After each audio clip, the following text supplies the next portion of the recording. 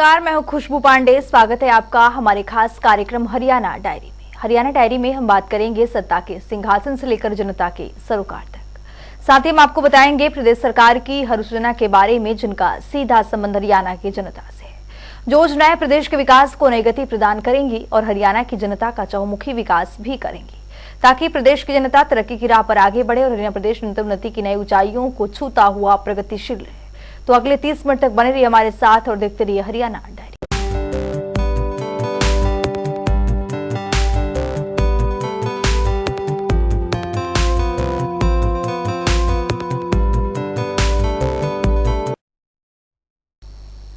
पंचकुला के इंद्रधनुष ऑडिटोरियम में राज्य स्तरीय समारोह आयोजित किया गया, जहां मुख्यमंत्री मनोहर लाल ने बतौर मुख्य अतिथि के रूप में शिरकत की। इस दौरान मुख्यमंत्री मनोहर लाल ने हरियाणा वासियों को करोड़ों की सौगात दी है। वहीं 20 परियोजनाओं का शिलान्यास और उद्घाटन भी किया है। देखिए इस रिपोर्ट के जरिए। हरियाणा के मुख्यमंत्री मनोहर लाल प्रदेश में नागरिकों के लिए कई करोड़ की परियोजनाएं लागू कर रहे हैं, जिसकी वजह से हरियाणा और हरियाणा वासियों के जीवन में एक अलग ही बदलाव देखने को मिल रहा है। इसी कड़ी में आज भी कुछ परियोजनाओं का शिलान्यास और उद्घाटन किया है। दरअसल पंचकुला के इंद्रधनुष ऑडिटोरियम में उद्घाटन और शिलान्यास का राज्य स्तरीय समारोह का आयोजन किया है। इस समारोह में मुख्यमंत्री मनोहर लाल ने बतौर मुख्य अतिथि के रूप में शिरकत की। हरियाणा वासियों के लिए मुख्यमंत्री मनोहर लाल ने कई करोड़ों की परियोजनाओं की एक बड़ी सौगात दी। इसके बाद मुख्यमंत्री मनोहर लाल ने कार्यक्रम को संबोधित करते हुए बताया कि आज 679 प्रोजेक्ट्स का उद्घाटन और शिलान्यास किया गया, जो 42,023 करोड़ की योजनाएं और जो जनता को समर्पित की जा रही है। साथ ही मुख्यमंत्री ने महाशिवरात्रि पर्व और 8 मार्च को अंतर्राष्ट्रीय महिला दिवस के अवसर पर सभी को शुभकामनाएं भी दी। हरियाणा की प्रगति का एक विशेष दिन आज मैं कहूंगा कि इस कड़ी में आज जैसा बताया गया कि कुल मिलाकर 679 ऐसे प्रोजेक्ट हैं जिनका उद्घाटन और शिलान्यास आज हो रहा है। कुल लागत आज के इस कार्यक्रमों की, जो हरियाणा अंत्योदय परिवार परिवहन योजना या हैप्पी योजना को मिलाकर 4223 करोड़ रुपए की योजनाएं हैं जो जनता को समर्पित की जा रही है। आज का ये दिन और एक विशेषता, आज महाशिवरात्रि का दिन है और महाशिवरात्रि पर्व की भी आपको बहुत बहुत बधाई, बहुत बहुत शुभकामनाएं। और एक विशेष महत्व का आज पूर्व दिन है और वो है अंतर्राष्ट्रीय महिला दिवस। कल 8 मार्च को अंतर्राष्ट्रीय महिला दिवस है। हमारी बहनें माताएं बड़ी संख्या में यहाँ बैठी हैं। विशेष तौर पर मैं उनको भी इस मंच के माध्यम से पूरे हरियाणा के अपनी माताओं बहनों को बहुत बहुत शुभकामनाएं और बहुत बहुत बधाई देता हूँ। तो चलिए ग्राफिक्स के जरिए समझते हैं कि मुख्यमंत्री मनोहर लाल ने कार्यक्रम के जरिए हरियाणा वासियों के लिए कौन कौन सी परियोजनाओं का उद्घाटन और शिलान्यास किया। पंचकुला के इंद्रधनुष ऑडिटोरियम में आयोजित हो रहा है राज्य स्तरीय कार्यक्रम में मुख्यमंत्री मनोहर लाल ने हरियाणा को दी कई करोड़ की मनोहर सौगात। सीएम ने 20 परियोजनाओं का वीडियो कॉन्फ्रेंसिंग के जरिए उद्घाटन और शिलान्यास किया है। मुख्यमंत्री ने प्रदेश को दी है 42,023 करोड़ की परियोजनाओं को एक बड़ी सौगात। मुख्यमंत्री मनोहर लाल ने 600 करोड़ की हैप्पी योजना की सौगात दी। सभी 22 जिलों में 938 करोड़ की लागत से बनने वाले 392 प्रोजेक्ट का उद्घाटन किया है। 22 जिलों के ही 2,684 करोड़ से ज्यादा के 679 प्रोजेक्ट का शिलान्यास किया है। मुख्यमंत्री मनोहर लाल ने हरियाणा अंत्योदय परिवार परिवहन योजना लॉन्च किया है। फरीदाबाद में दिल्ली आगरा को पीडब्ल्यूडी की परियोजनाओं की आधारशिला रखी गई। करनाल में खालसा चौक से हरियाणा नर्सिंग होम तक के फ्लाईओवर की आधारशिला रखी। फ्लाईओवर को 127 करोड़ की लागत से तैयार किया जाएगा। मुख्यमंत्री ने 114 करोड़ की लागत से तैयार हुई महेंद्रगढ़ में सिंचाई योजना का उद्घाटन किया है। 112 करोड़ की लागत से चरखी दादरी में शुरू की गई है सिंचाई योजना का उद्घाटन। 100 करोड़ की लागत से बनने वाली फतेहाबाद जेल की आधारशिला रखी। पंचकूला में 87 करोड़ की लागत से बनने वाले ट्रांसपोर्ट भवन की भी आधारशिला रखी गई।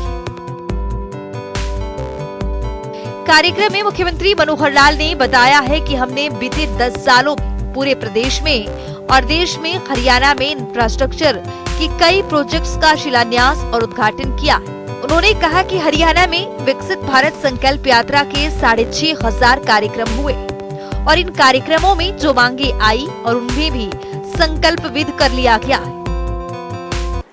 किसी भी देश या प्रदेश के विकास के लिए इंफ्रास्ट्रक्चर बहुत बड़ा रोल अदा करता है। पिछले 10 वर्ष में पूरे देश में अथवा हरियाणा में इंफ्रास्ट्रक्चर की नई नई योजनाएं जो हमने शिलान्यास की, उनका उद्घाटन किया। ये भी हो सकता है कि कुछ शिलान्यास हमारी सरकार आने से पहले के हुए हो, उन्होंने तो शायद पत्थर लगा के छोड़ दिया होगा शिलान्यास का, लेकिन अंततः हमने उनका भी सर का उद्घाटन किया। और एक नई बात, आज भी जिन प्रोजेक्ट्स का शिलान्यास हम कर रहे हैं, इसका उद्घाटन भी हमको ही करना है।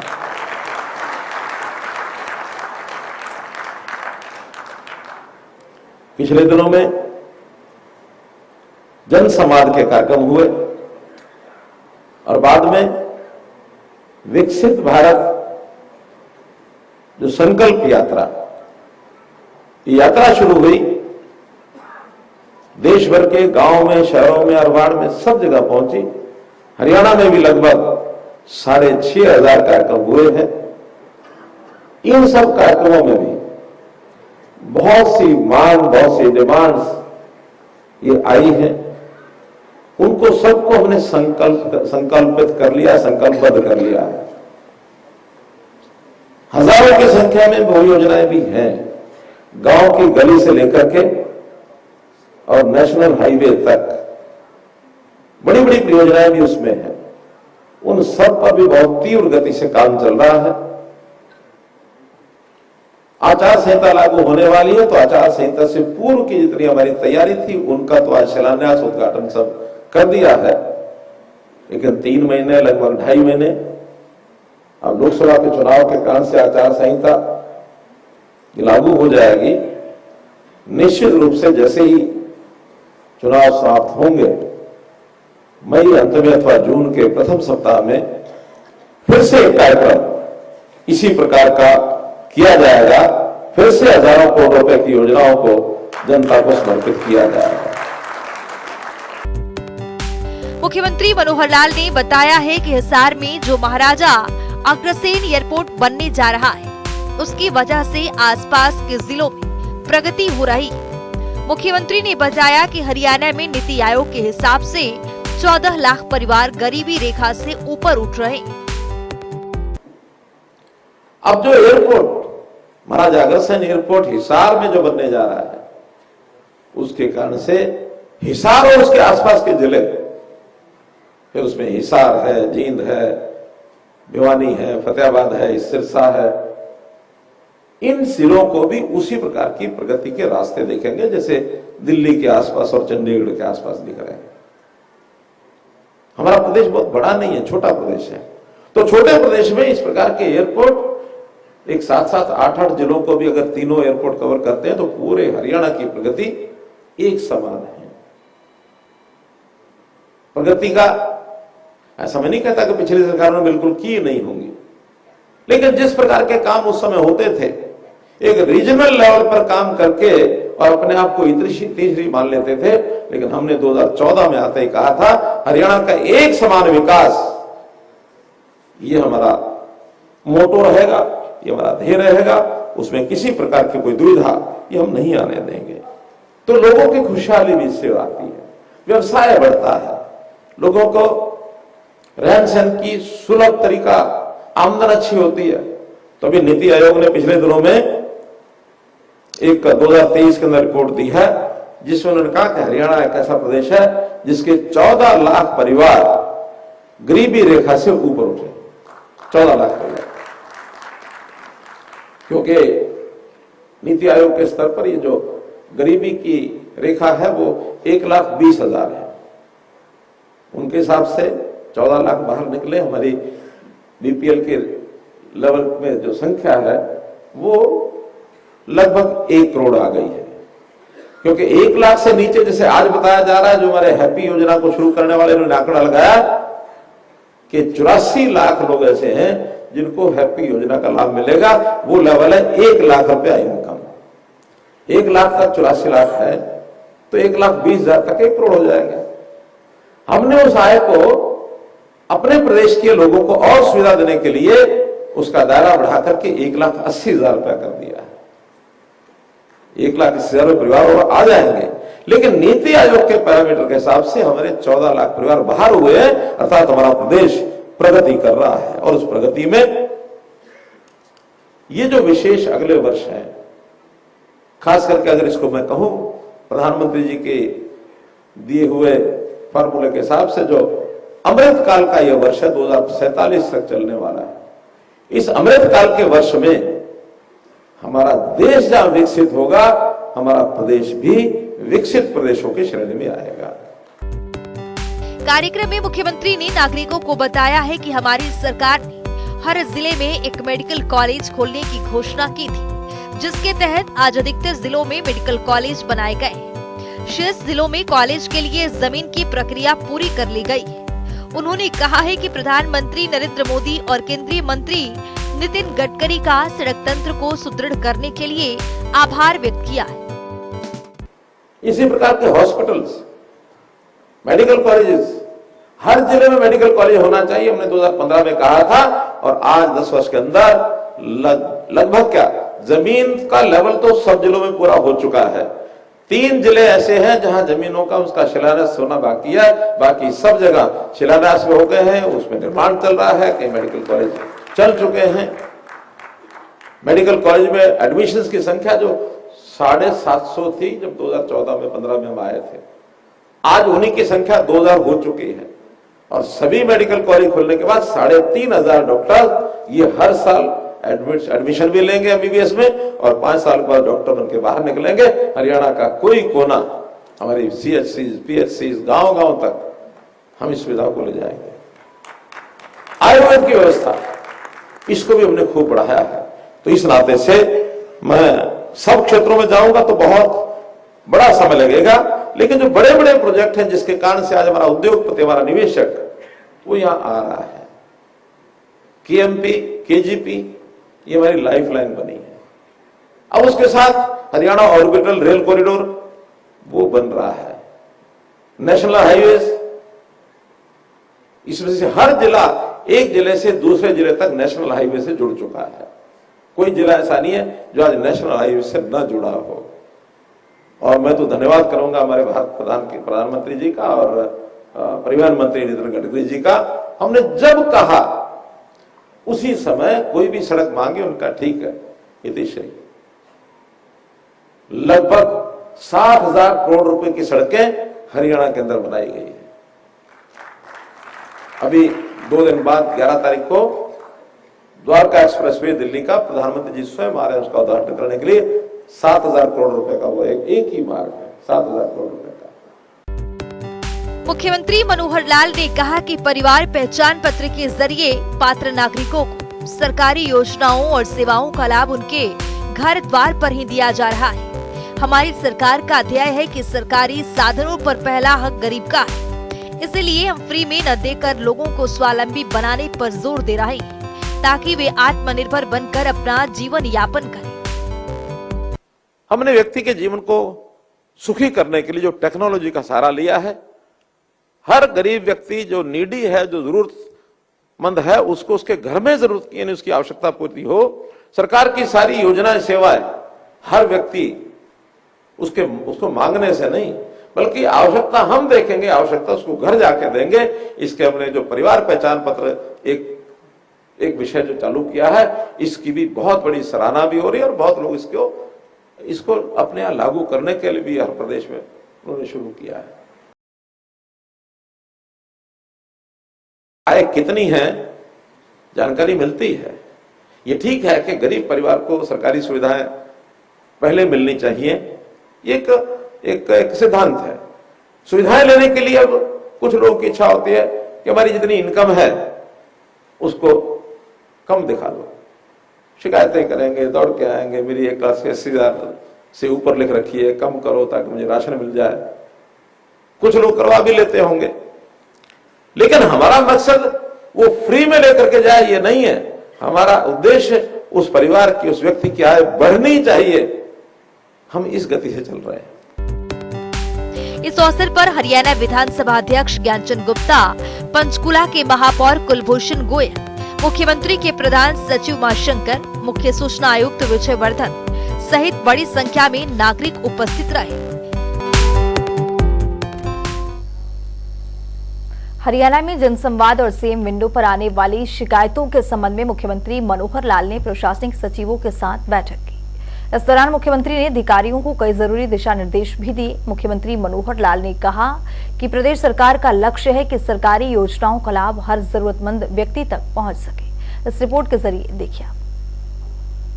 हरियाणा के मुख्यमंत्री मनोहर लाल की अध्यक्षता में आज प्रशासनिक सचिवों के साथ बैठक। इस दौरान मुख्यमंत्री मनोहर लाल ने अधिकारियों को कई जरूरी दिशा निर्देश भी दिए। उन्होंने बताया कि जनसंवाद और सीएम विंडो के तहत आने वाली शिकायतें संबंधित विभाग तक पहुंच सके। इसके लिए जिला स्तर पर डीसी और एसडीएम भी शिकायतों का आकलन कर, साथ ही शिकायतों का सही से संकलन किया जाए ताकि उनका निदान जल्द से जल्द हो सके और इन शिकायतों की निगरानी के साथ साथ निपटान के लिए एसओपी भी तैयार की जाए। इससे विभागों की कार्यप्रणाली का भी आकलन हो सकेगा। बैठक में मुख्यमंत्री मनोहर लाल ने बताया है कि जनसंवाद और सीएम विंडो पर आने वाली शिकायतों का निपटान जल्द करें ताकि प्रदेश के लोगों को सहूलियत मिल सके। साथ ही प्रदेश सरकार का लक्ष्य है कि सरकार की योजनाओं का लाभ, इसी को ध्यान में रखते हुए योजनाओं को समयबद्ध तरीके से फलीभूत करने का भी काम किया जाए। मुख्यमंत्री मनोहर लाल ने बताया है कि लोगों की सुविधाओं और कार्यों में पारदर्शिता लाने के उद्देश्य से प्रदेश सरकार विभागों की कार्यप्रणाली को ऑटो मोड पर ला रही है, जो कि देश में एक नजीर होगी। साथ ही उन्होंने tourism, town and country planning, पर्यावरण विभाग सहित कई विभागों में आई शिकायतों के बारे में जानकारी और निर्देश दिए कि शिकायतों का निराकरण जल्द करें। मुख्यमंत्री मनोहर लाल ने ये भी निर्देश देते हुए कहा कि जो भी विषय विभागों के पास पॉलिसी बनाने से संबंधित आते हैं, उसको मापदंड के तहत पूरा किया जाए ताकि जनता को उसका लाभ मिल सके। साथ ही मुख्यमंत्री घोषणा के तहत जो भी योजनाएं लंबित हैं, उनकी अड़चनों को दूर कर पूरा करवाएं। बैठक में मुख्य सचिव संजीव कौशल, मुख्यमंत्री के मुख्य प्रधान सचिव राजेश खुलर, कृषि एवं किसान कल्याण विभाग के अतिरिक्त मुख्य सचिव अंकुर गुप्ता, वित्त विभाग के अतिरिक्त मुख्य सचिव अनुराग रस्तोगी सहित कई विभागों के प्रशासनिक सचिव मौजूद रहे। जनता टीवी के लिए चंडीगढ़ से पवन सिवर की रिपोर्ट। तो चलिए वक्त आ गया है आज के सवाल के विजेता का नाम जानने का।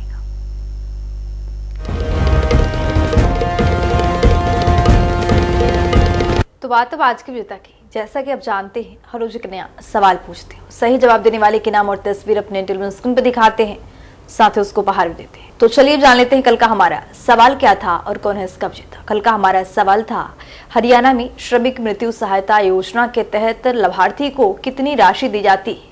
इसका सही जवाब है सी, 2 लाख रुपए। ढेरों जवाब आए, लेकिन आज के हमारे विजेता ही महिमा सिंह झज्जर से। महिमा, आपको बहुत बहुत बधाई। तो फिर पूछेंगे आज का सवाल, देखते रहिए जनता टीवी।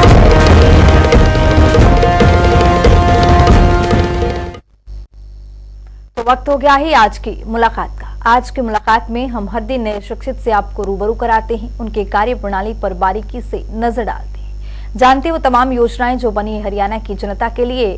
तो वैसे ही एक शख्सियत जनता टीवी ने खास बातचीत की है। इनका नाम है वैशाली सिंह, जो कि रोहतक से अतिरिक्त उपायुक्त के पद पर काबिज हैं। सुनिए।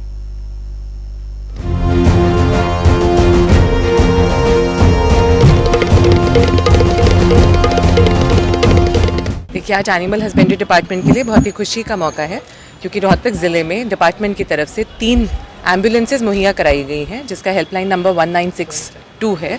एंड इस एम्बुलेंस के ज़रिए हमारे जितने भी ग्रामवासी हैं, जितने भी हमारे किसान भाई हैं, जिनका लाइफ स्टॉक रहता है, और अगर उनके किसी भी पशु को कोई भी किसी भी तरह की समस्या हो जाती है, तो 2 से लेकर 8 बजे तक 12 से लेकर 8 बजे तक ये एम्बुलेंस चलेगी। उनको केवल हेल्पलाइन नंबर पे कॉल करना है और एम्बुलेंस विद डॉक्टर उनके घर ही उनके मौके पे पहुंचेगी और वहीं मौके पे उनके पशु का इलाज करेगी। और अगर रात में भी कोई इमरजेंसी हो जाती है तो रात में भी ये सर्विस काम कर सकती है, अगर बहुत ही इमरजेंसी की सिचुएशन रहती है तो। फिलहाल 3 वैन्स हमें मुहैया कराई गई हैं और तीनों की तीनों एक सब डिविजन्स में चलेंगी। फिलहाल तो ये निःशुल्क ही है, इस तरह की कोई भी चार्जेस इसमें नहीं रखे गए। बिल्कुल जैसे हमारे पेशेंट्स के लिए एम्बुलेंस रहती है, उसी तरह ये पशुओं की एम्बुलेंस चलाई गई है और ये 12 से लेकर 8 बजे तक डोर स्टेप सर्विस प्रोवाइड करेगी। मैं सभी किसानों से यही कहना चाहूँगी कि इस एम्बुलेंस का ज़्यादा से ज़्यादा वो फ़ायदा उठाएं, ये जानकारी आप ज़्यादा से ज़्यादा लोगों तक पहुँचाएं। अगर आपके आस पड़ोस में भी आपको पता चलता है कि किसी का पशु बीमार है, तो आप खुद भी उनको बताएं और खुद बेशक उनको कॉल करके एम्बुलेंस को मौके पे ही बुलाएं। सरकार की ये योजना है, जितने ज़्यादा लोग इसका लाभ उठा पाएंगे उतना ही हमारे लिए अच्छा रहेगा।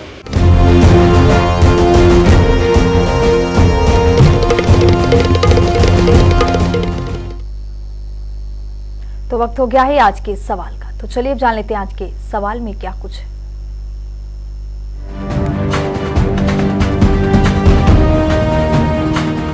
हर रोज की तरह हाजिर हूं आज का सवाल लेकर। जैसा कि आप जानते हैं, हर रोज एक नया सवाल पूछते हो, सही जवाब देने वाले के नाम और तस्वीर अपने टेलीविजन पर दिखाते हैं, साथ ही उसको उपहार भी देते हैं। तो चलिए नजर डालते हैं आज के सवाल पर। हरियाणा वन मित्र योजना की शुरुआत कब की गई थी? ए 18 फरवरी 2021, बी 10 फरवरी 2022, सी 25 फरवरी 2023, डी 15 फरवरी 2024। तो दीजिए सही जवाब और बनिए विजेता।